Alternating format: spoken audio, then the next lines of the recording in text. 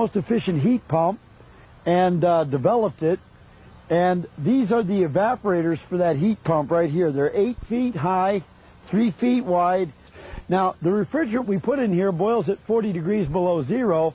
Therefore, anytime, day or night, outside in a rainstorm or in a windstorm or hailstorm or a snowstorm, or just out on a nice hot sunny day or in the middle of a cold night, as long as the refrigerant that's inside this panel is colder than whatever the air is out here or the phenomenon that's hitting this panel, then the heat from the air or the sun or the wind or the rain or the sleet or the snow will be transferred into the refrigerant on the other side, because it's the second law of thermodynamics.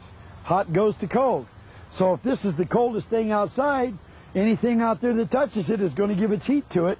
A little bit of heat goes a long way. That gas starts expanding like crazy, and as it expands, it then is drawn into the compressor, not through suction. I've got engineers and inventors that don't like to use the term suction, but through negative pressure. So as the compressor is creating this negative pressure, the gas is migrating to it. And so a compressor is a gas pump. It'll pump gas.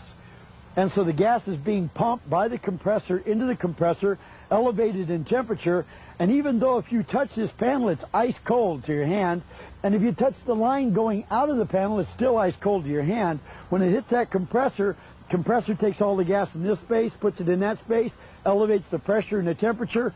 Going out of the compressor, do not touch that line whenever that thing is on, because it's 200 to 250 degrees hot. Built the steam, built the... Sake of thinking I just had to build a working model and demonstrate it, and the world would come rushing in to congratulate me. The world did indeed come crashing in, rather than rushing, around me instead. The sheriff of Ventura County, California, with plenty of help, confiscated my technology before it could even be demonstrated, and as a result, I was not able to show it to the public beyond the half dozen or so workers that we had in the research facility who had witnessed it prior.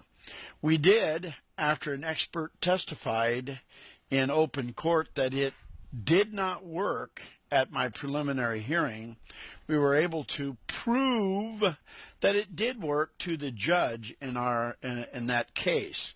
Charges were brought against me for fraud, and I was supposed to still be in prison at this day that I'm cutting this, because I was amassing something like a 40-year prison term.